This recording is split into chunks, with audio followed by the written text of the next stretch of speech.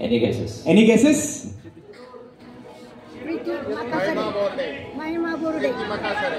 काही लोकांनी संघ बरोबर गेस केलेला आहे. Okay, so Bible scholar of Bible quiz 2025 is a tie. संदेश सिद्धी. 2 जणांना सेम मार्क्स मिळालेले आहेत. 11 उत्तर बरोबर दिलेले आहेत. असे 2 जण आहेत आणि ते 2 जण एकाच संघातून आहेत. आणि त्यांची नाव आहेत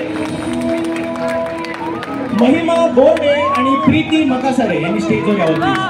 या भागामध्ये दोन्ही बिशप्स आहेत, आजी आणि माझी बिशप्स आहेत. त्यांना विनंती करतो बायबल शिरूर इज द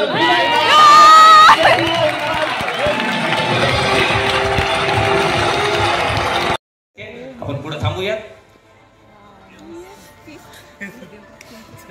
आणि आजच्या बायबल क्विज 2025 याचा विनर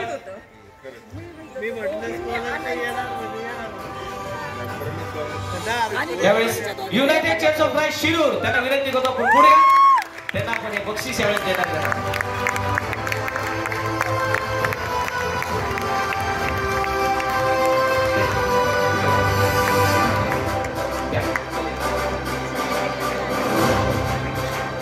जोरदार टाळ्या थांबलेले पाहिजेत. विनर आहेत ते आमचे.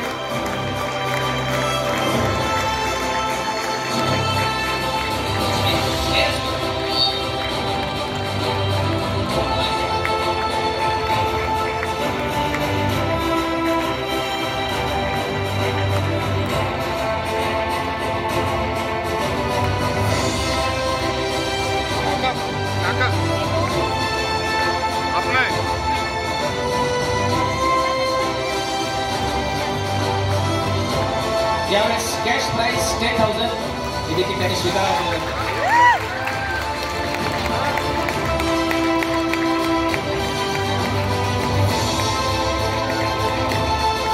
Thank you so much.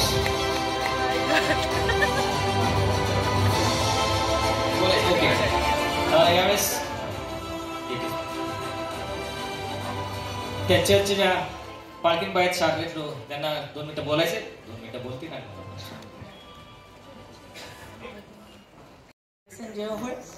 प्रथम परमेश्वराचे आभार मानते आणि तुम्हाला सांगू इच्छिते की शिरूर या ठिकाणी अतिशय लहान अशी आमची मंडळी आहे आणि आम्हाला स्वतःचं चर्च अजून नाहीये आणि फक्त हे 10,000 आम्हाला चर्चच्या बांधकामासाठी मिळवायचे होते.